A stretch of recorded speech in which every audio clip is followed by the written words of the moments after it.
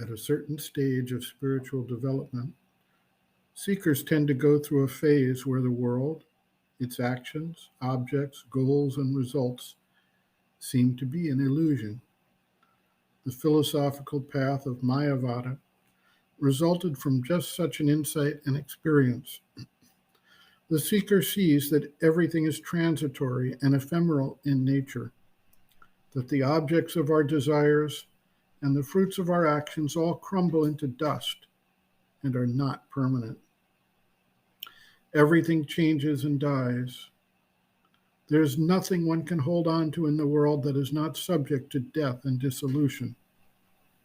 Buddhism has also clearly enunciated a similar position in the exposition of the Four Noble Truths, which, when contemplated, are intended to liberate the individual from attachment to the world. Mayavada did not arise from some abstract reasoning process, but from an experience of the transitory nature of existence. Sri Aurobindo has added his insight to show that this is part of a process of moving the consciousness inwards from the surface being. And at a certain stage, the feeling and experience makes the outer world seem unreal. This temporary stage allows the development of non-attachment to the objects of the world, and thereby provides an opening for the inner connection to be developed.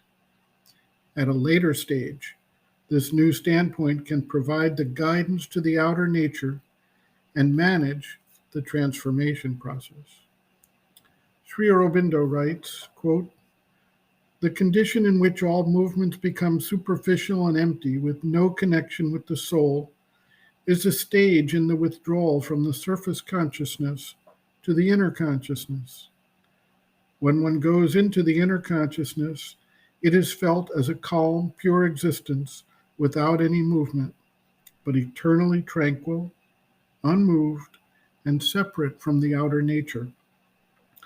This comes as a result of detaching oneself from the movements, standing back from them, and is a very important movement of the sadhana. The first result of it is an entire quietude, but afterwards, that quietude begins, without the quietude ceasing, to fill with the psychic and other inner movements which create a true inner and spiritual life behind the outer life and nature. It is then easier to govern and change the latter." End quote. Reference, Sri Aurobindo, Integral Yoga, Sri Aurobindo's Teaching and Method of Practice, Chapter 7, Experiences and Realizations, The Witness Consciousness, pages 179 to 181.